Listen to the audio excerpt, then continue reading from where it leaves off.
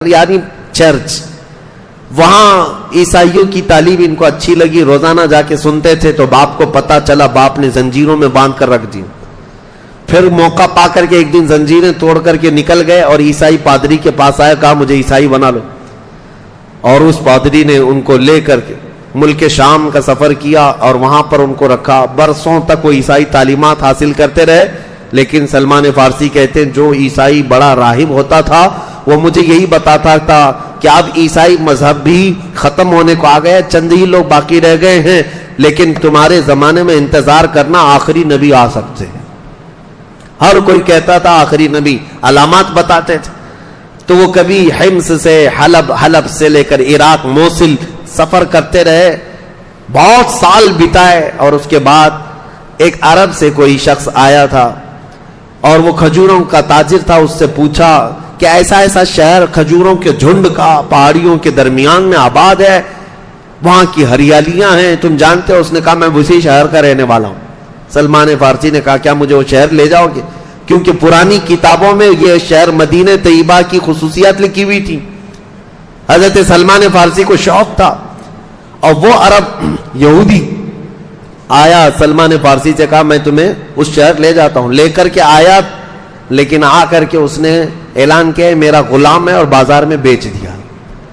غلامی کا دور تھا. ایک یہودی نے خرید لیا سلمان فارسی کو. باغیچے میں کام کرتے تھے کھجوروں کے. یہ بات میں اس لیے عرض کر رہا ہوں, ان کی عمر کا کافی حصہ عیسائی مذہب میں گزرا, لیکن انتظار تھا. جہاں پہنچنا تھا وہاں پہنچ تو گئے تھے, مدینے کے خطہ تھا. کہتے ہیں میں اپنے آقا کے باغیچے میں کام کر رہا تھا. کھجور کا درخت ویسے بہت لمبا ہوتا ہے. کھجور کے درخت کے اوپر بیٹھ کر کے وہ کھجوروں کی صفائیاں کر رہے تھے. ان کے آقا کا جو بھتیجا تھا, ان کا مالک کا بھتیجا, وہ دوڑتے ہوئے آیا, کہا چچا سنے ہو ایک بڑی خبر ہے. وہ اپنے چاچا کو خبر سنا رہا ہے. چاچا نے پوچھا کیا خبر ہے؟ کہا کہ مکہ سے ایک شخص آیا ہے جس کا نام محمد ہے, چمکتا چہرہ ہے, اور آیا ہے, لوگ جوک در جوک جا رہے ہیں. چاچا نے پوچھا کیا کہتا ہے؟ وہ کہتا ہے میں اللہ کا آخری رسول ہوں. سلمان فارسی سن رہے تھے, بے تاب ہو کر چھلانگ لگا کر نیچے آئے درخت کے اوپر سے, اور کہا کیا کہا تم نے, کون سی خبر لائے؟ مالک نے دیکھا کہ یہ غلام ہے, اس کو اتنی زیادہ فرط محبت میں آنے کی کیا بات ہے. اس نے تماچے لگائے اور کہا یہ تیرا کام نہیں, یہ ہماری باتوں میں تم کیوں دخل دے رہے ہو, جاؤ اپنا کام کرو. سلمان فارسی کو اسی دن سے یہ دل میں لگ گئی تھی بات کہ جس کے انتظار میں نے سالوں بتائے ہیں, رب العالمین نے اس آخری رسول کو یہاں پر بھیج دیا ہے. مدینے میں انتظار چل رہا تھا. ایسا نہیں ہے. آج میرے عزیزوں, ہم اہل مدینہ کی عقیدت اور ان کی محبتوں کو سلام کرتے ہیں. آج پوری دنیا کے سنی صحیح العقیدہ لوگوں کو اگر کوئی یہ سوال کرے میرے آقا کے دنیا میں آنے کا دن 12 ربیع الاول ہے تو تم خوشیاں اب تک کیوں مناتے ہو؟ مکہ والے تو نہیں مناتے تھے. ہم یہی کہتے ہیں مکہ والوں کی نصیب میں اگرچہ نہیں تھا, لیکن حضور جب ہجرت کر کے مدینے جا رہے تھے تو مدینے والوں نے تو منایا تھا. جلوس نکلا تھا پورا باضابطہ, حضور کا استقبال ہوا تھا. دف بجا بجا کر بچیاں پکارتی تھی طلع البدر علینا من ثنیات الوداع وجب الشکر علینا ما دعا للہ داعی, جس کا مطلب یہ ہوتا ہے سنیت الوداع کی گھاٹیوں سے ہم پر 14ویں کا چاند طلوع ہو گیا ہے. اللہ کی طرف بلانے والا وہ رسول ہمارے درمیان آ گیا ہے, اور پھر ہم پر اللہ کا شکر واجب ہو گیا ہے. یہاں تک کہ بنو نجار قبیلہ تھا ایک مدینے میں, ان کی بچیاں اور ان کے جو لڑکے تھے وہ کیا کہتے تھے, یا حبذا محمدا, اے خوش آمدی محمد صلی اللہ علیہ وسلم, کیسا آپ نے ہم کو معزز بنا دیا. اب سے آج کے بعد ہم دنیا میں فخر کریں گے تو یہ کہیں گے کہ ہم بنو نجار کے نہیں, ہم اوس و خزرج کے نہیں, بلکہ ہم محمد عربی کے پڑوسیوں میں سے. کہتے ہیں ہمیں فخر کا آپ نے ایک درجہ دے دیا. یہ نغمے اہل مدینہ کے تھے. الحمدللہ ہم اہل مدینہ سے آج بھی محبت کرتے ہیں, اور ان کی ابتدا میں جب بھی حضور پاک کے تذکرہ آتا ہے, حضور پاک کی میلاد کا ذکر آتا ہے, ہم آج بھی اسی طرح سے جشن بھی مناتے ہیں اور جلوس بھی کرتے ہیں. الحمدللہ حضور صلی اللہ تعالی علیہ وسلم کا ورود مسعود. میں جلدی چلتا ہوں کیونکہ اب اسلام کی سلطنت اسلام کی اسٹیبلشمنٹ کا وقت آ چکا ہے. اب یہاں پر حضور اکرم صلی اللہ تعالی علیہ وسلم جب آئے، صحابہ کی تعداد یہاں 100 سے زیادہ تھی، اور کئی گھروں میں، مدینہ چھوٹا تھا، ایک چھوٹا سا قصبہ تھا، لیکن وہاں یہودیوں کا غلبہ تھا، یہودی بہت سالوں سے آباد تھے۔ اب ان کی اجارہ داری ختم ہو رہی تھی۔ یہودیوں کو تو یہ چاہیے تھا کہ وہ اپنی کتابوں میں جس رسول کا تذکرہ سنتے تھے وہ رسول آ گئے، ایمان لے آتے، لیکن وہ دشمن ہو گئے۔ کہا کہ ہماری جو اجارہ داری تھی لوگوں پر، جیسے آج پجاریوں اور پنڈتوں کا تسلط ہوتا ہے ان کے بھکتوں پر، انت بھکتوں پر، اسی طرح سے یہودی علماء کا بھی تھا، ان کے نذرانے ختم ہو رہے تھے، لوگوں کو بیوقوف بنانے کا طریقہ ختم ہو جاتا، اسلام کے آتے ہی ان کے دندہ پانی بند ہو رہا تھا، اسی لیے ظاہر سی بات ہے پیٹ میں مروڑ تھا، تکلیف تھی۔ یہودیوں نے اختلاف شروع کیا، اونچی نیچی باتیں الگ الگ شروع کیا، لیکن صحابہ اکرام رضوان اللہ تعالی علیہ مجمعین ایسے مضبوط ہو گئے کہ نبی پاک صلی اللہ تعالی علیہ وسلم نے آتے ساتھ سب سے پہلا کام جو فرمایا وہ مسجد نبوی کی بنیاد رکھی۔ مسجد نبوی شریف، میں نے سیرت کے بیان میں تفصیلاً سارے ذکر کر دیے ہیں، آپ اس میں سے بھی جا کر سن سکتے ہیں۔ مسجد نبوی کی تعمیر اس لیے بہت اہم ہے کہ مسجد کی بنیاد اسلام کے لیے صرف عبادت گاہی نہیں ہے، بلکہ یہ پوری ایک پارلیمنٹ ہے، یہ پورا ایک نظام چلانے کا مرکز ہے۔ یہاں پر امیر غریب کا فرق ختم کر کے صفوں میں کھڑا کر دیا جاتا ہے۔ یہ جگہ درسگاہ بھی ہے، یہ جگہ شفا خانہ بھی ہے۔ مسجد نبوی کئی کاموں کے لیے استعمال ہوتی تھی، جنگی حالات کی ترتیب دینا، منصوبے اور دیگر معاملات مسجد نبوی میں ہوتے، بیماروں کو لا کر کے وہاں رکھا جاتا اور ان کی تیمارداری مسجد نبوی میں ہوتی، اور تقریباً 70 کے قریب اصحاب صفہ جو گھر بار چھوڑ کر کے آئے تھے، اسلام کی پہلی یونیورسٹی ہے جو مسجد نبوی ہے۔ آج بھی وہ کٹا موجود ہے، چبوترا موجود ہے، جس پہ اصحاب صفہ بیٹھ کر حضور سے تعلیم حاصل کرتے تھے۔ مسجد کئی چیزوں کے لیے اہم تھی، مسجد بنایا، اور دوسرا سب سے پہلا کام حضور اکرم صلی اللہ علیہ وسلم نے جو فرمایا عقد مواخات، بھائی چارگی کا رشتہ قائم کیا انصار اور مہاجرین کے درمیان۔ انصار مدینے کے صحابہ، مہاجرین جو ہجرت کر کے آئے تھے، اور نئے لوگ، مدینے میں ان کے مکانات نہیں تھے، کاروبار نہیں تھا۔ رسول پاک صلی اللہ علیہ وسلم ایک مہاجر صحابی کو پکڑتے، ایک انصار کو، اور دونوں کا ہاتھ ملا کر کہتے آج سے تم بھائی بھائی ہو۔ حضور کے فرمان کا وہ ایسا احترام کرتے کہ انصار صحابہ نے جی جان لگا دیا، اپنے مہاجر بھائی کو گھر لے جاتے اور ساری پراپرٹی سامنے رکھتے، میری اتنی جائیداد ہے، اتنے باغیچے، اتنی دکانیں ہیں، آج ان میں سے آدھا میرا ہے اور آدھا تمہارا ہے۔ یہاں تک کہ میراث کی آیتیں نازل ہونے سے پہلے تک، قرآن میں وراثت کی جو آیتیں آئی ہیں، آیتیں نازل ہونے سے پہلے تک اگر کوئی انصاری صحابی کا انتقال ہو جاتا مدینے میں تو ان کے مہاجر صحابی بھائی کو پوری وراثت مل جاتی تھی، یعنی وہ سگے بھائی نہیں تھے لیکن وراثت پوری ملتی تھی۔ اس طرح کی بھائی چارگی قائم ہوئی، انصار نے کوئی شوشہ نہیں چھوڑا، بلکہ حضرت عبد الرحمن بن عوف کہتے ہیں میرے جو بھائی تھے انصار وہ سعد، وہ تو گھر لے گئے اور کہا تم نئے ہو، آدھی دکان، ایک دکان تمہاری ایک دکان میری، ایک باغیچہ میرا ایک باغیچہ تمہارا، میری 2 بیویاں ہیں، ایک کو طلاق دے دوں گا، عدت کے بعد تم اس سے نکاح کر لو۔ یہ کون ایثار و قربانیاں دے سکتا ہے؟ رسول رحمت صلی اللہ تعالی علیہ وسلم کا قائم کیا ہوا معاشرہ ہے۔ میں دنیا کو چیلنج کے ساتھ پوچھتا ہوں ایسی سوسائٹی قائم کر کے دکھا دو۔ حضور نے عقد مواخات جو قائم کیے، لیکن مہاجرین ایسے نہیں تھے کہ جو دیا سب لے لیا۔ یہاں حالات ایسے بٹنے لگے تو امیر بھی جائے غریب بھی جائے سب لے کر کے، مفت میں مل رہا ہے نا لے لیں گے۔ حق کس کا ہے وہ نہیں دیکھا جاتا، راشن بٹ رہا ہے تو بھی لے لو، پیسے بٹ رہے ہیں تو بھی لے لو، اس میں سب شریک ہیں۔ مہاجرین غیرت مند تھے، انصار سے کہا کہ نہیں، نہ تمہارے باغیچے ہم لیں گے، نہ تمہاری دکانیں، نہ تمہاری بیویاں، ہمیں لے جاؤ مدینے کے بازار میں کھڑا کرو اور ہمیں یہاں کی تجارت کے طریقے سکھاؤ۔ مہاجرین خود ان پر ڈیپینڈ نہیں تھے، سیلف اپنے اعتبار سے گئے بازاروں میں تجارت کے ہنر سیکھے۔ عبد الرحمن بن عوف صحابی ہیں، یہ وہ صحابی ہیں جو سب چھوڑ کر کے آئے تھے، لیکن 10 سالوں کے اندر ان کی تجارت کا حال یہ تھا کہ پورے مدینے میں ان سے بڑا مالدار کوئی تھا ہی نہیں، ان سے بڑا مالدار نہیں تھا۔ پھر حضرت عثمان بن عفان تھے، یہ وہ لوگ ہیں جو مدینے میں تجارت کر کے اپنے آپ کو فروغ دیے, صرف انصار کے پیسوں پر پوری زندگی نہیں گزاری. یہ عقد مواخات تو ایسی تھی کہ ایک پانی کا چھوٹا سا پیالہ بھی آ جائے, صحابہ سب سے پہلے دوسرے کی طرف دیکھتے تھے کہ کہیں ان کو پیاس نہ لگی ہو. یہ صرف بولنے والی بات نہیں تھی. رسول رحمت صلی اللہ تعالی علیہ وسلم نے جو اسلام کی حکومت اسٹیبلش کرنے سے پہلے یہ جو بھائی چارگی قائم کی, یہ مین ریڑھ کی ہڈیاں تھیں, بنیادیں تھیں.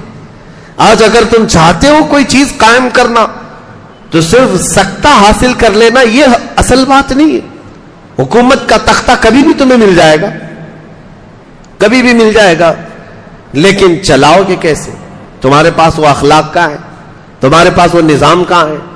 نبی کریم صلی اللہ تعالی علیہ وسلم نے سب سے پہلے صحابہ کے دلوں میں نظام بھر دیا تھا, اخلاق بھر دیے تھے, ایثار بھر دیا تھا. اسی لیے ان کے یہاں خرد برد اور خیانت کی ایک روایت بھی بتا دو کسی صحابی نے ایک روپیہ کسی کا دبا لیا, ایک سکہ کسی کا رکھ لیا, نہیں. سختیاں تو ایسی تھی. ایک جنازہ آیا حضور صلی اللہ علیہ وسلم کے پاس, جنازے کے لیے لوگ کھڑے ہو گئے. حضور نے سب سے پہلے جنازہ پڑھانے سے پہلے پوچھا, اس انتقال کیے ہوئے شخص کے اوپر کسی کا قرضہ باقی ہے؟ جماعت میں کھڑے ہوئے جو صفیں لگا چکے تھے ان میں سے ایک شخص نے کہا کہ میرے 2 درہم باقی, 2 درہم, 2 سکے. رسول رحمت صلی اللہ علیہ وسلم پیچھے ہٹ گئے, کہا صلو علی صاحبکم ولا اصلی علیہ, تم چاہو تو اپنے دوست کی جنازہ کی نماز پڑھ لو, میں نہیں پڑھوں گا, اس پر قرضہ رہ گیا ہے. یہ سختیاں تھی, اس پر قرض باقی رہ گیا, میں نماز جنازہ نہیں پڑھوں گا.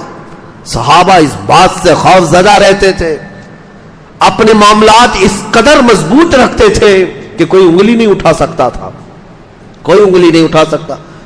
عزیزان گرامی وقار, پوری دنیا ان سے متعارف ہے اخلاق و کردار میں. یہ اسٹیبلشمنٹ میں بہت ضروری چیزیں میں عرض کر رہا ہوں. حکومت یوں ہی نہیں قائم ہوئی اسلام کی, ان کے درمیان کیا کیا.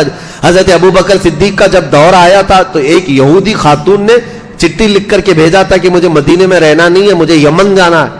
حضرت ابوبکر صدیق نے 2 جوانوں کو اس کے حوالے کر دیا, ایک اونٹنی ایک سواری دے دی, اس عورت سے کہا کہ جاؤ تم اپنے قبیلے میں جاؤ. یہ 2 جوان, وہ عورت جا کیوں رہی تھی؟ مسلمانوں سے نفرت تھی, یہ سوچ کر کے جا رہی تھی کہ یہ لوگ پتہ نہیں کب عزت لوٹ لیں, کیا کر دیں, نعوذ باللہ.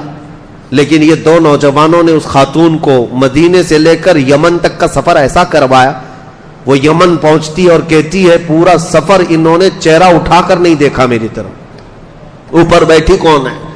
بیچ میں اگر کوئی چوکی آتی, کہیں پر تفتیش چیکنگ پوائنٹ آتا بھی, تو یہ دونوں نوجوان کہتے تھے خلیفہ اسلام کی مہمان جا رہی. یہ باتیں تھیں. یمن پہنچ گئی, وہ یہودی عورت تھی, اپنے قبیلے کو بلاتی, خاندان کو بلاتی, کہتی ہے میں مدینے سے ڈر کر آئی تھی, عزت بچا کر آئی, لیکن اے لوگوں تم سب کے سب گواہ ہو جاؤ, میں سمجھتی ہوں اگر خاتون کی عزت کہیں محفوظ ہے تو مدینے میں محفوظ, میں واپس مدینے جاتی ہوں. وہ واپس مدینے آئی. یہ چیزیں پیدا کی تھی رسول کریم صلی اللہ تعالی علیہ وسلم, پھر حکومت قائم ہوئی ہے. آج اگر تم یہ کہتے بھی ہو کہ ہمارے ہاتھ میں کوئی چیز کیوں نہیں آتی, آ بھی جائے تو کیا کر لو گے؟ دیکھا نہیں ہے کچھ لوگوں کے ہاتھ میں آتی, ایسا لگتا ہے جیسے کسی کوے کو بڑاپن دے دیا گیا ہے, وہ جہاں چاہتا ہے اپنی گندگی پھیلاتا رہتا ہے. مسلمانوں کی بات کر رہا, جس کو کرسی ملی, جس کو عہدہ ملا, نہ کوئی تمیز ہے, نہ کوئی اخلاق ہے, کچھ نہیں, اسے مال جمع کرنے کے علاوہ کوئی فکر ہی نہیں ہے. وہ کب دین مصطفیٰ کو سیکھا ہے, کب دین مصطفیٰ کو جانا ہے. عزیزان گرامی وقار, اسٹیبلشمنٹ جو اسلام کے حکومتی اعتبار سے, سیاسی اعتبار سے ہوئی, یوں ہی نہیں, پہلے اخلاق بنائے گئے, اخلاق کی عمارت تعمیر کی گئی ہے, لوگوں میں محبت کا جذبہ بھر دیا گیا ہے, ایمان مضبوط کیا گیا ہے. اس کے بعد یہ حکومت کا تختہ قائم ہوا ہے. نبی رحمت صلی اللہ تعالی علیہ وسلم نے صحابہ کے دلوں میں یہ باتیں گھر فرمائی تھی. ایک گوشت کا ٹکڑا کسی صحابی کے گھر آ گیا رات کو, انہوں نے یہ خیال کر کے پڑوسی کو دے دیا میرا پڑوسی بھوکا ہے, پڑوسی نے اپنے پڑوسی کو دے دیا, اس نے اس کو دیا. روایت مشہور ہے کہ وہ گوشت کا ٹکڑا گھومتے گھومتے پورے مدینے سے اسی پہلے صحابی کے گھر آ گیا. ہر ایک نے اپنے دوسرے کا خیال کیا, یہاں کون ہے ہم میں سے, کون ہے ہم میں سے یہ چیزیں خیال کرتا ہو؟ ہمارے دلوں کے اندر کٹرتا بڑھنے لگ گئی، کٹھور ہو گئے، چھوٹی چھوٹی چیزوں پر کمپرومائز نہیں کر سکتے، کسی دوسرے کو ہم برداشت کرنے کی طاقت نہیں رکھتے. تو یہ اسٹیبلشمنٹ آسان نہیں ہے، آسان نہیں ہے. دنیا نے یہ دیکھا ہے. میں آپ کو چلتے چلتے بتا دے رہا ہوں، افغانستان میں مولوی لوگ یہ چاہتے بھی تھے، ظاہر سی بات ہے ان کی خواہش تھی کہ اسلامی حکومت آئے، تو طالبان کی جماعت کھڑی ہوئی اور 90 میں پرانی حکومتوں کا صفایا کر دیا، رشیا سے لڑ کر کے وہ حکومت حاصل کر لی. لیکن حالات ایسے تھے کہ کس کو کیا بناتے. دنیا چلانا اور حکومت چلانا یہ صرف اور صرف سوچ اور صرف ذہن سے نہیں ہوتا. اس کے لیے رسول کریم صلی اللہ علیہ وسلم کی پوری سیرت پڑھو. صحابہ میں پہلے حضور نے کیا چیزیں پیدا فرمائی. 4 سال نہیں چلا پائے تھے اور دادا آ گیا امریکہ، آ کر کے ان کو تہس نہس کر دیا، ختم کر دیا اور سب ٹوٹ کر بکھر گئے. اب کی کیا سچویشن ہے اس پر میں ابھی کلام نہیں کرتا. اب کیوں آ گئے، دوبارہ آئے اور اب کیسے چلا رہے، پڑھ لکھ کر کے آئے 20 سال. لیکن عزیزان گرامی وقار، کسی بھی نظام کو چلانے کے لیے صرف کٹے پر بیٹھ کر جو میٹنگیں جو ہوتی ہیں یہ کافی نہیں ہوتی. انسان بنائے جاتے ہیں، انسان بنائے جاتے ہیں. صرف ایک چھوٹی سی مثال میں بتا دوں. اللہ کروڑوں رحمتیں نازل فرمائے خلیل سلطان عبد الحمید ثانی پر. ترکی کے یہ سلطان عبد الحمید ثانی، ان کو جب مسجد نبوی شریف بنانے کا ارادہ ہوا تھا، ان کے دور کی بات کر رہا ہوں، مسجد نبوی شریف، بلکہ ایک ان سے پہلے ترکیوں کے دور میں انہوں نے مسجد نبوی بنائی تھی. ترکیوں نے کیسے کیا تھا؟ ماسٹر پلاننگ جس کو کہتے ہیں، معاشرہ پہلے تشکیل دینا ہے کسی چیز کو بنانے کے لیے. مسجد نبوی کی تعمیر جدید کی بات کر رہا ہوں، یعنی رینوویشن کرنا تھا. تو ترکیوں نے 500 جوڑے ایسے جن سے ابھی بھی بچے پیدا ہوئے ان کو لے جا کر کے ایک بستی بسائی. جتنے لڑکے تھے ان کو دنیا کی آوازوں سے دور رکھا، ہر طرح کی خرافات سے دور رکھا. ایک بستی بسائی 500 لوگوں کی، کنٹینیو ان کو قرآن پاک سنایا جاتا تھا. اور وہ بچے جیسے ہی بولنے لگے وہ خالص قرآن کی زبان بولنے لگے. بچوں میں یہ ماحول تھا کہ زبان کھلتے ہی ان کو حفظ قرآن پر لگا دیا گیا. 7 سال کی عمر میں بچے حافظ قرآن ہوئے، ان کو حدیثیں پڑھائی گئی. اور پھر اس کے بعد ان میں سے ہر ایک بچے کو ایک الگ ہنر سکھایا گیا. کسی کو مستری، کسی کو پینٹر، کسی کو کارپینٹر، الگ الگ. یہ 500 وہ حافظ قرآن بچے جنہوں نے دنیا کی خرافات نہیں دیکھی تھی، صرف قرآن سنا تھا اور رسول اللہ کا عشق پیا تھا. یہ پوری جماعت تیار ہوئی. جب یہ جوان ہوئے تو ان کو لا کر مسجد نبوی کی تعمیر جدید کا حصہ کیا. یہ میں اس لیے مثال دے رہا ہوں، کسی چیز کی اسٹیبلشمنٹ کے لیے ماسٹر پلاننگ ہوتی ہے. پہلے انسان بنائے جاتے ہیں، اخلاق تعمیر کیے جاتے ہیں. آج آپ یہ سوچ رہے ہیں کہ ہمارے بچے آوارہ رہے اور کل حکومت اسلام آ جائے. یا آواروں سے کیا اسلام چلے؟ ان بد مزاج ڈاکوؤں سے کیا اسلام کی حکومت کا اسٹیبلشمنٹ ہو سکتا ہے؟ آپ اپنے بچوں کے اخلاق پر توجہ دیں، ان کو وہ ماحول دیں کہ یہ خود کھڑے ہو جائیں گے انشاءاللہ العزیز. نبی پاک صلی اللہ تعالی علیہ وسلم کے اس مدینے میں پیدا ہونے والے بچے سے لے کر بوڑھے تک جو آوازیں تھیں وہاں پر کیا تھی. اسی لیے میں آپ کو کہتا ہوں، ایک ایگزامپل دیتا ہوں. دل جب نرم کر دیے جائیں تو آدمی ہر چیز کر سکتا ہے. یہ اسٹیبلشمنٹ کا اگر وقت ہے تو سنو. ہمارا محلہ برسوں سے ہو سکتا ہے نشہ کر رہے ہوں بہت ساری، حالانکہ تمہیں تو پتا ہے پہلے سے حرام ہے، پہلے سے پتا ہے حرام ہے، اس کے باوجود کر رہے ہیں. شراب بھی ہے، پتے بھی ہے، جوا بھی ہے اور ڈرگس بھی ہے. لیکن اچانک ہم کہیں کہ چھوڑ دو یہ سب چیزیں بری ہیں. ہو سکتا ہے کچھ لوگ مان لیں. کیا ایسا پاسبل لگتا ہے آپ کو؟ میں ناممکن تو نہیں کہوں گا. ایک لخت ایک ہی آن میں سارے لوگ چھوڑ دیں، نہیں لگتا ایسے. برسوں سے کر رہے ہیں. پھر بھی کتنے برس سے کر رہا ہوگا؟ کوئی جوان اگر ابھی آج 20 سال کا ہوگا تو زیادہ سے زیادہ اگر وہ بہت بچپن میں بھی شروع کیا ہوگا تو 10 سال سے کر رہا ہوگا.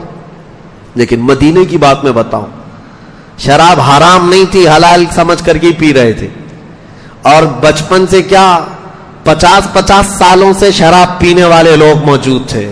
حضرت انس کہتے ہیں میری عمر 10 سال کی تھی، 12 سال کی تھی، میں شراب سپلائی کیا کرتا تھا. قہبہ خانے تھے جو جگہ جگہ جیسے چائے کی دکانیں ہوتی ہیں شراب کی، میں پیالوں میں بھر کر شراب دیتا تھا، لوگوں کو سپلائی کرتا تھا. اچانک ایک شام لوگ بیٹھے شراب پی رہے ہیں، پیالے سجے ہوئے ہیں، آواز آئی مدینے کی گلیوں میں، یا ایھا المسلمون قال رسول اللہ صلی اللہ علیہ وسلم حرمت الخمر، اے مسلمانوں اللہ کے رسول نے اعلان فرمایا شراب حرام ہو گئی. حضرت انس کہتے میرے ہاتھ سے پیالہ گر گیا.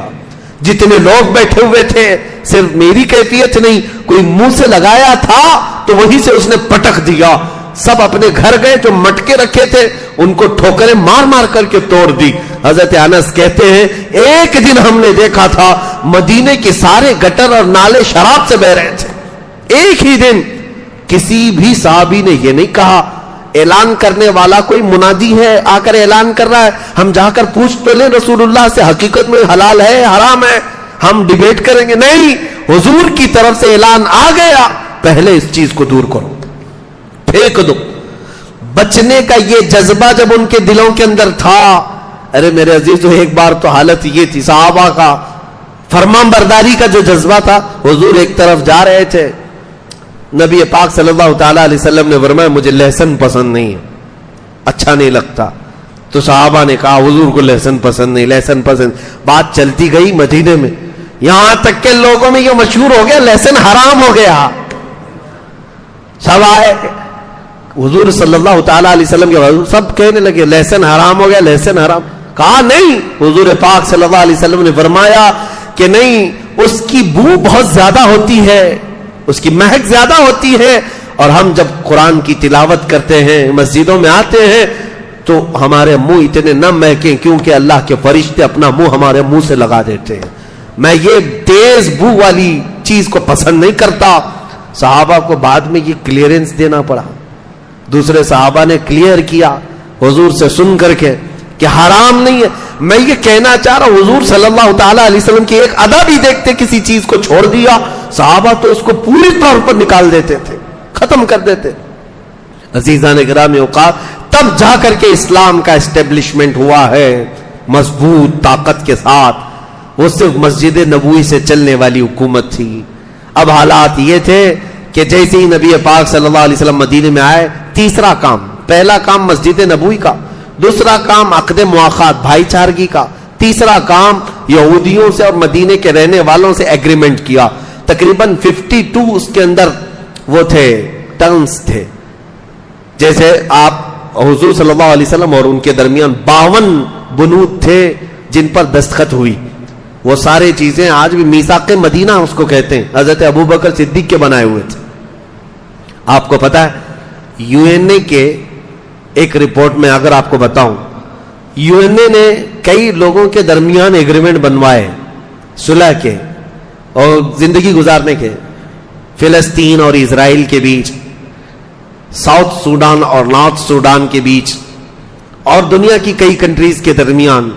یہ جو بنائے یو این اے کی طرف سے، ان میں سے سب سے چھوٹی جو ایگریمنٹ ہے اس کے پیجز 4,500 صفحات کے. 4,500 صفحات میں کیا لکھ مارا ہے پتہ نہیں. صدیق اکبر رضی اللہ تعالیٰ عنہ نے ایسا میثاق بنایا تھا جو 14 صدیوں تک آج تک یاد کیا جا رہا ہے، جو صرف 1.5 صفحے کے اندر موجود تھا. ایک صفحہ اور دوسرا آدھا صفحہ، اس کے درمیان 52 ایسے ٹرمز تھے، کنڈیشنز تھے جو دونوں کے درمیان تھے. اس میں سے مین چیز یہ تھی ہم مدینہ طیبہ میں آئے، ہم تمہیں تکلیف نہیں دیں گے، تم ہمیں نہیں دو گے، لڑائیاں ہماری آپس میں نہیں ہوں گی، اور قریش جب بھی حملہ کریں گے، مکہ والے آئیں گے تو ہم ساتھ میں مل کے لڑیں گے. مدینے کی حفاظت تمہارے لیے بھی ہمارے لیے بھی. تم جس جماعت کے ساتھ اچھائی کرو گے ہم بھی اس کے ساتھ اچھا کریں گے، ہم جس کے ساتھ معاہدہ کر لیں گے تم کو بھی کرنا پڑے گا. اس طرح کی ساری چیزیں تھیں. لیکن یہ یہودی غدار یہ سارے ٹرمز توڑ دیے تھے، جس کی وجہ سے ان کے ساتھ جنگیں ہوئی. بنو نذیر، بنو قریظہ، یہ جو 2 قبیلے تھے ان کو مار کر بھگایا گیا، مدینے سے نکالا گیا.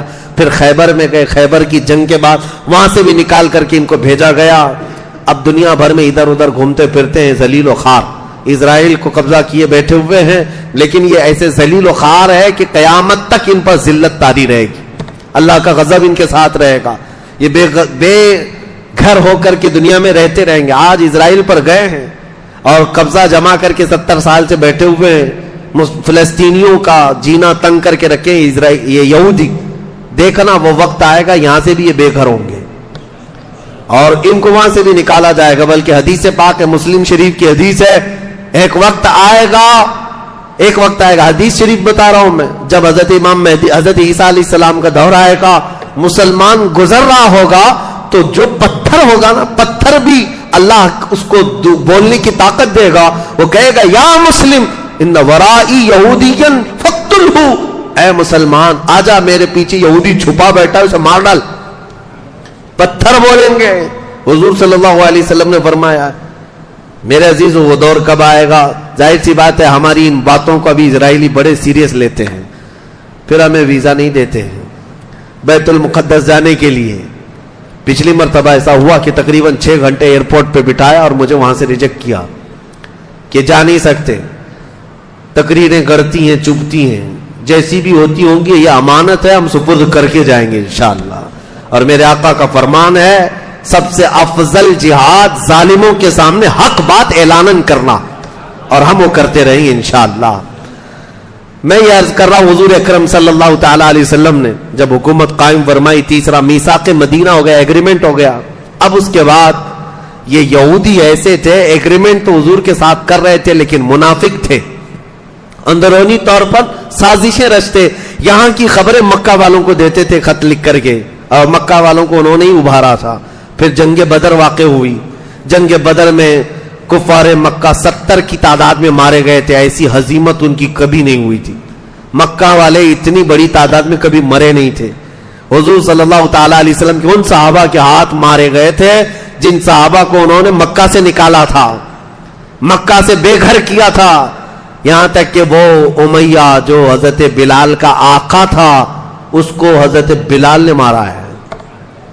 وقت بدلتا ہے، تلک الایام نداولها بین الناس، اللہ فرماتا ہے یہ دن ہے ہم لوگوں کے درمیان پھیر کر کے لے آتے ہیں، آج کا بادشاہ کل کا فقیر اور آج کا فقیر کل کا بادشاہ، یہ ناممکنات میں سے نہیں ہے۔ اس جنگ بدر میں جو مارے گئے تھے وہ صرف 70 کافر ہی نہیں، کفر مارا گیا ہے، ابو جہل مرا ہے، اسے عتبہ مرا ہے، شیبہ مرا ہے۔ اس کی آپ کو بتاؤں جنگ بدر میں بڑے بڑے سردار مارے گئے تھے، اس کا غم ایسا تھا مکہ والوں کو کہ 2 سال روتے تھے، 2 سال تک مرثیے پڑھتے، اشعار پڑھ پڑھ کر کے روتے تھے، اور اسی غم میں ابو لہب مر گیا جو جنگ میں آیا نہیں تھا۔ کہا کہ یہ بڑی بے عزتی کی بات ہے، محمد اور ان کے پروانوں کو ہم جس طرح یہاں آسانی سے مارتے تھے ایسی طاقت ان کے پاس آئی کیسے کہ ہمارے 70 مار گرائے، اور پھر 70 مارے ہی نہیں بلکہ 70 کو گرفتار کر کے مدینہ بھی لے گئے، قیدی بھی بنائے، یہ آسان بات نہیں تھی۔ تو یہ چرچا پورے عرب میں پھیل گیا تھا کہ بدر میں انہوں نے تو ان کے چھکے چھڑا دیے، ختم کر دیا ان کے طاقت کو، ان کے رعونت کو، ان کے رعب و دبدبے کو۔ اس کے بعد پھر جنگ احد ہوئی، پھر جنگ خندق ہوئی، جنگیں ہونے لگی مکہ والوں کے درمیان، مدینے والوں کے درمیان، 6 سال کنٹینیو چلتی رہی۔ پھر رسول پاک صلی اللہ علیہ وسلم 1400 صحابہ کے ساتھ عمرہ کے لیے گئے تھے، عمرہ آنے سے انہوں نے روک دیا۔ اب حکومت قائم ہے، نبی پاک صلی اللہ تعالی علیہ وسلم کے صحابہ کی تعداد دن بدن بڑھتی جا رہی۔ 6 ہجری میں حضور عمرہ کے لیے گئے لیکن عمرہ کرنے نہیں دیا، اور وہاں سے صلح ہو گئی مکہ والوں کے درمیان اور مدینے والوں کے درمیان، جس کو صلح حدیبیہ کہتے ہیں۔ اس کے بھی ایگریمنٹ لکھے گئے تھے۔ ایگریمنٹ اگرچہ بظاہر مکہ والوں کی حمایت میں تھے، مدینے والوں کی نہیں تھے، حضور نے پھر بھی اس پر دستخط فرمائے، اس کو اوکے کیا، جاری فرمایا۔ لیکن حضور صلی اللہ تعالی علیہ وسلم واپس جب تشریف لائے حدیبیہ سے 6 ہجری کے بعد، 6 ہجری گزر چکی ہے، 6 سال گزرے مدینے میں حضور کے۔ اب رسول کریم صلی اللہ علیہ وسلم نے بادشاہوں کے پاس خط بھیجنے شروع کیے، 12 صحابہ منتخب کیے۔ ان 12 صحابہ کو الگ الگ ملکوں میں، ایک ایران کا بادشاہ جو اس وقت کسرا تھا، کسرا کے پاس خط بھیجا، شاہ مقوقس جو مصر کا بادشاہ تھا اس کے پاس بھیجا، روم کا بادشاہ تھا عظیم ہرقل، اس کے پاس بھیجا. نجاشی جو ایتھوپیا کا بادشاہ تھا اس کے پاس بھیجا. بحرین کا جو بادشاہ تھا اس کے پاس خط بھیجا. کئی بادشاہوں نے احترام کیا. کچھ بادشاہوں نے حضور صلی اللہ تعالی علیہ وسلم کے خط کی بے احترامی کی، بے عزتی کی. یہ سلسلہ چلتا رہا. لیکن مکہ والوں کو عجیب بات ہے، میں ایک بات بتاتا ہوں. جب مکہ سے ہجرت کر کے مدینے آئے تھے تو قرآن کی آیتیں نازل ہو رہی تھی. الف لام میم غلبت الروم، یہ 21ویں پارے میں. روم اس وقت کا سپر پاور ہے اور قرآن میں آ رہا ہے کہ رومیوں کو شکست ہو جائے گی، جبکہ سپر پاور کے لیے کہہ رہا ہے.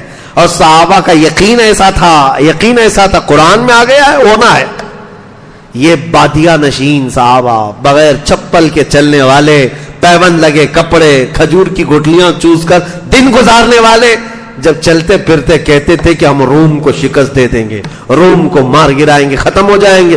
مکہ والے ٹھٹا مار کر کے ہنستے تھے، کہا مارتے تھے، دیکھو ان کی شکلیں، یہ دیہات کے رہنے والے، اور کس سے پنگا لیں گے، کس سے مقابلہ کریں گے؟ روم سے. لاکھوں کی فوج جن کی ہے، آدھی دنیا پر سلطنت ان کی ہے. لیکن صحابہ کہتے تھے وہ وقت بھی آئے گا، وہ وقت بھی آئے گا. مکہ والے مذاق میں اڑاتے تھے. لیکن جب بدر ہو گیا، بدر کے میدان میں مکہ والوں نے دیکھا تو تھوڑا کھٹک گئے کہ یہ جو بولتے تھے کہیں سچ تو نہیں ہو جائے گا. یہ جو بولتے تھے روم تک پہنچیں گے.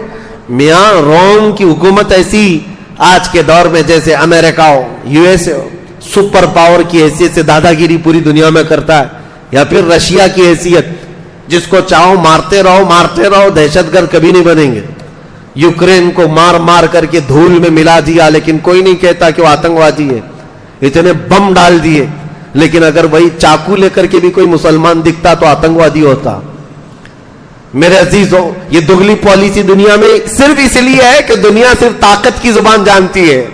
جو دادا ہے وہ 1000 گنا کر لے کچھ بھی نہیں ہے، وہ پاک سمجھا جاتا ہے. اسی طرح سے اس وقت روم کی حکومت تھی، رومن امپائر، کوئی کچھ نہیں کہتا تھا. اور صحابہ پیوند لگے کپڑے پہنے ہوئے کہتے ہیں روم کو شکست دے دیں گے. میں سوچتا ہوں کیسا یقین تھا اور کیسا جذبہ تھا. آج دنیا میں لوگوں سے کہیں تو کہتے ہیں مولانا اتنی بڑی بڑی باتیں مت کرو، ہم تو مائنورٹی میں، کیا کر لیں گے ہم یہاں پہ، ہم چھوٹی تعداد میں، بڑی باتیں مت کریں، حالات صحیح نہیں ہے. میں پوچھتا ہوں وہ 313 کی تعداد میں تھے لیکن روم سے لڑنے کی باتیں کرتے تھے، مقابلہ کرنے کی باتیں کرتے تھے. اسی لیے شاعر نے سچ کہا ہے، آج بھی ہو جو ابراہیم سا ایمان پیدا، آگ کر سکتی ہے انداز گلستان پیدا. ایمان تو رکھو میرے عزیزو، یقین تو رکھو. اس کے بعد بدر ہو گئی، خندق ہو گئی، احد ہو گئی. اب حدیبیہ میں صلح ہو گئی، جنگ بندی ہو گئی، جنگ ختم ہو گئی. مکہ والے مدینے والے لڑتے نہیں تھے ابھی، لیکن یہ ایگریمنٹ کب تک چلنے والا ہے؟ 1 سال نہیں چلا، مکہ والوں نے خود ہی توڑ دیا. کیونکہ اس ایگریمنٹ میں ایک شرط یہ تھی کہ جو حلیف جماعت یعنی پارٹنر، مدینے والوں کی پارٹنر جماعت تھی بنو خزاعہ جو مکہ کے اطراف میں رہتے تھے، اور مکہ والوں کی پارٹنر تھی ایک بنو بکر جو قبیلے تھے. اختیار تھا جو جس کا پارٹنر بننا چاہے بن جائے. مسلمانوں کی جو پارٹنر جماعت تھی بنو خزاعہ. ہوا یہ کہ بنو بکر اور بنو خزاعہ دونوں دشمن جماعتیں تھی، آپس میں قبیلے لڑتے تھے. تو ان لوگوں نے یہ دیکھا کہ اب صلح ہو گئی، جنگ نہیں ہو رہی ہے مکہ اور مدینے والوں کے بیچ میں. تو بنو بکر والوں نے کیا کیا، بنو خزاعہ کو اتنا مارا کہ قتل کیا، ان کے 80 آدمیوں کو قتل کر دیا، جو رسول اللہ کی پارٹنر جماعت یعنی حلیف جماعت. اب بنو خزاعہ کے لوگ مکہ کے اطراف تھے، وہاں مارے جا رہے تھے، کیونکہ ایگریمنٹ میں ہی لکھا ہوا تھا صلح حدیبیہ میں، جو ہماری پارٹنر جماعتیں ہوں گی ان کے ساتھ بھی تم چھیڑ چھاڑ نہیں کرو گے، اور تمہاری پارٹنر جماعتیں جتنی ہوگی ان کے ساتھ بھی ہم نہیں چھیڑیں گے، جنگ نہیں کریں. لیکن یہاں ہوا یہ، بنو بکر مارتے بنو خزاعہ کو، اس کے بعد مکہ میں جاتے ہیں، مکہ کے سارے سرداروں کو کہتے ہیں کہ دیکھو ہم نے مار دیا ان کو. تو مکہ والے سارے خوشیوں سے تبلے بجاتے، اچھا کیا تم نے. حالانکہ ان کو روکنا چاہیے تھا کہ ہمارا ایگریمنٹ ہوا ہے، تم نے کیوں مار دیا، وہ مسلمانوں کی حلیف جماعت ہے، پارٹنر ہے. مکہ والے شامل ہوئے، یہاں تک کہ بنو خزاعہ کے کچھ لوگ بھاگ کر کے حرم میں داخل ہوئے پناہ لینے کے لیے. تب بھی بنو بکر کے اور مکہ کے کچھ لوگوں نے حرم میں بھی ان کا قتل کیا. حرم میں جب کسی کا قتل نہیں ہوتا تھا, اتنا بڑا واقعہ ہوا. سنو اب حدیث پاک. حضرت ام سلمہ فرماتی ہیں حضور صلی اللہ تعالی علیہ وسلم وضو فرما رہے تھے میرے گھر میں, شام کا وقت تھا. اچانک وضو کا لوٹا چھوڑ دیا اور کھڑے ہو کر کے حضور نے فرمایا لبیک لبیک لبیک 3 مرتبہ فرمایا. اور اس کے بعد فرماتے ہیں نصرت نصرت نصرت. ام سلمہ کہتی ہیں یا رسول اللہ صلی اللہ علیہ وسلم کیا بات ہے؟ حضور فرماتے ہیں ہماری حلیف جماعت بنو خزاعہ پر بنو بکر نے حملہ کیا ہے اور ان کے آدمیوں کو قتل کیا ہے, اور بنو خزاعہ اپنے قبیلے سے مجھے مدد کے لیے پکار رہے ہیں, تو میں نے یہی سے لبیک کا نعرہ لگایا ہے. یہ میرے آقا نے فرمایا, یہ حدیث میں موجود ہے. حضور وہاں سے لبیک کہہ رہے ہیں, ہاں میں حاضر ہوں میں حاضر ہوں میں حاضر ہوں. عزیزان گرامی, اسی لیے بریلی والے اپنے پیٹ سے کوئی عقیدہ نہیں کرتے. وہ صحابہ کا مسلک تھا جو امام اہل سنت اعلی حضرت کا مسلک ہے. ہم یہاں سے پکارے وہ وہاں سے سنے, مصطفیٰ کی سماعت پہ یہ ہمارا عقیدہ الحمدللہ صحابہ کا ہے. بنو خزاعہ کی مدد کے لیے حضور کھڑے ہوئے اور صحابہ سے کہا دیکھو ایگریمنٹ ٹوٹ گیا, انہوں نے ہماری حلیف جماعت کو مار دیا ہے. اب ہوا یہ کہ صحابہ اکرام میں بھی جوش تھا, حضور نے سب کو تیار کیا, کہا کہ اب انتقام لینا ہوگا کیونکہ ہماری پارٹنر جماعت ہے. کل کو کیا ہوگا, وہ کہیں گے کہ مسلمانوں کے ساتھ ہونے کا کوئی فائدہ نہیں. حضور صلی اللہ تعالی علیہ وسلم نے جیسے ہی اعلان فرمایا صحابہ جمع ہو گئے. کتنے؟ 10,000 کی تعداد میں. اب یہ 7ویں ہجری ہے, 10,000 کی تعداد میں صحابہ جو جمع ہوئے, مکہ والوں میں کھلبلی مچ گئی کہ اب کیا ہو گیا. انہوں نے کہا یہ تو غلط ہو گیا, نہیں ہونا چاہیے تھا, ایگریمنٹ ٹوٹ گیا ہے, یہ بنو خزاعہ کو مارا گیا ہے, اچھا نہیں ہے. سارے لوگوں نے کہا ایک کام کرو, جاؤ محمد صلی اللہ تعالی علیہ وسلم سے, نہیں بلکہ حضور صلی اللہ علیہ وسلم نے اپنے ایک صحابی کو بھیجا, کہا کہ ابھی بھی موقع دیتے ہیں, 3 شرطیں رکھو ان کے پاس, جا کر کے کہ بنو بکر جنہوں نے مارا ہے, جتنے لوگوں کو مارا اتنے ان کی جماعت کے لوگوں کو قتل کیا جائے گا. خون بہا اس کو کہتے ہیں, دیت, قصاص. یہ ایک شرط یہ ہے جتنے لوگوں نے ہماری پارٹنر جماعت کو مارا ہے اتنے تمہارے بھی مارے جائیں گے. دوسری شرط یہ ہے مکہ والے تم اعلان کر دو آج کے بعد سے بنو بکر تمہاری حلیف جماعت نہیں ہے, تمہاری پارٹنر نہیں. یا تو تیسرا یہ اعلان کر دو کہ جو ایگریمنٹ صلح حدیبیہ میں ہوا ہے وہ ختم ہو گیا. حضور کے ایک قاصد صحابی مکہ آئے, ان لوگوں سے کہا کہ 3 شرطیں رسول اللہ نے بیان کی. مکہ والوں نے ٹھٹا مار کر کے کہا تینوں بھی منظور نہیں ہمیں, نہ ہم کسی کے خون کا بدلہ دیں گے, نہ ہم اپنی پارٹنر جماعت کا ساتھ چھوڑیں گے, اور اگر تم یہ کہتے ہو ایگریمنٹ ہے یا نہیں ہے, جاؤ بول دو کہ ایگریمنٹ ختم ہو گیا. غرور میں تھے, ایسے گھمنڈ میں تھے. صحابی رسول واپس آئے, حضور سے کہا یا رسول اللہ صلی اللہ علیہ وسلم انہوں نے دونوں شرطیں نامنظور کی اور کہا ایگریمنٹ ٹوٹ گیا, ختم ہو گیا. حضور نے فرمایا چلو آپ چلتے ہیں مکہ, یہ فتح مکہ کے راستے ہیں. یہاں سے اب اسلام کی وہ نشر و اشاعت جہاں سے میرے آقا ہجرت کر کے گئے تھے واپس اس وطن آنے والے ہیں. جیسے ہی انہوں نے اعلان کیا ایگریمنٹ ٹوٹ گیا ہے, حضور پاک صلی اللہ علیہ وسلم نے صحابہ کو اعلان کیا تو صحابہ جوش و خروش میں جمع ہوئے.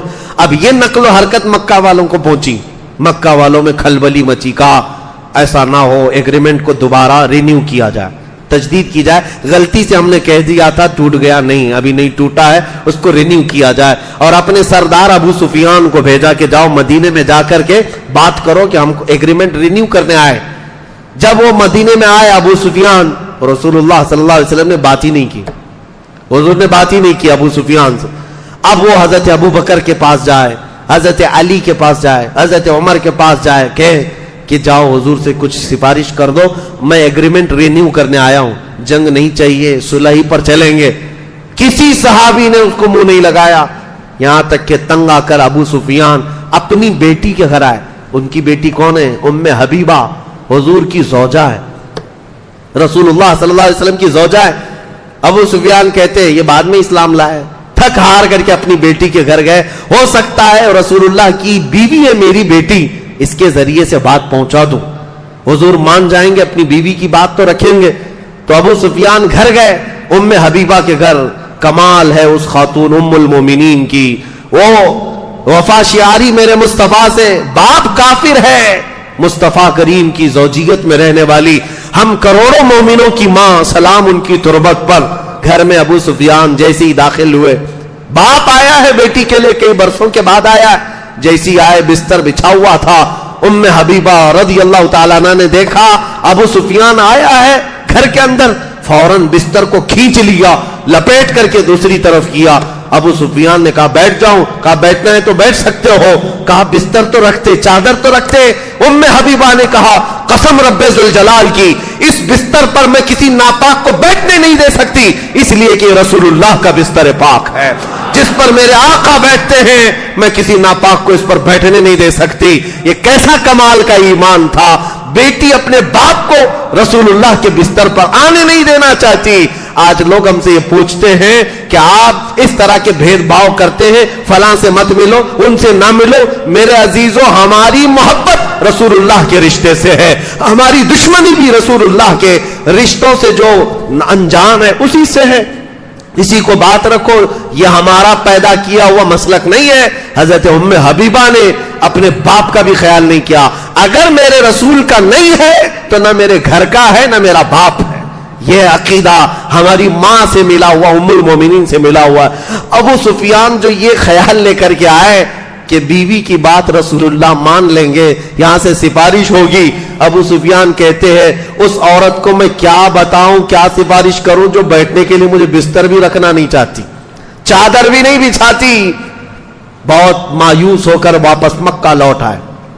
ابو سفیان واپس آئے، لیکن صحابہ میں سے کچھ صحابہ نے کہا ایک کام کرو ابو سفیان، تم یہاں کھڑے ہو کر کے ایسے اعلان کر کے چلے جاؤ کہ میں نے پھر سے رینیو کر دیا ہے ایگریمنٹ کو۔ وہ کھڑے ہو کر کے مسجد نبوی کے پاس زور زور سے اعلان کر کے گئے، تو اس کا کیا اثر ہوگا؟ کسی نے ہاں کہا، لبیک کہا، حضور نے اس پر منظوری دی نہیں۔ مکہ واپس آ کر کے کہا، مکہ والوں نے پوچھا کیا ہوا کیا ہوا، ایگریمنٹ رینیو ہو گیا؟ کہا نہیں، کسی نے میری سنی تو نہیں، لیکن میں نے زور سے اعلان کر دیا ہے، میں نے زور سے بتا دیا ہے، جیسے بھاشن کوئی پی ایم دے کر کے چلا جائے، کسی کو سمجھ میں آئے نہ آئے، بول تو دیا ہے نا، ہم نے تو کنڈم کیا ہے، مذمت کیا ہے۔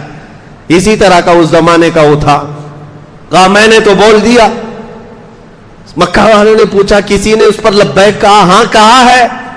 کہا نہیں کسی نے نہیں کہا۔ تو کہا پھر اس رینیویشن کا کیا مطلب ہے، یہ تجدید کہاں ہے یہ؟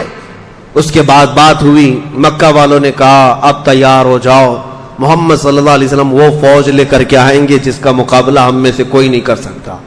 بات حقیقت تھی، 7ویں ہجری تھی اور ذی القعدہ کا مہینہ تھا، رمضان گزار کر کے نبی کریم صلی اللہ تعالی علیہ وسلم صحابہ کو اعلان کرتے ہیں، صحابہ نکل پڑے، مدینے کے جتنے صحابہ تھے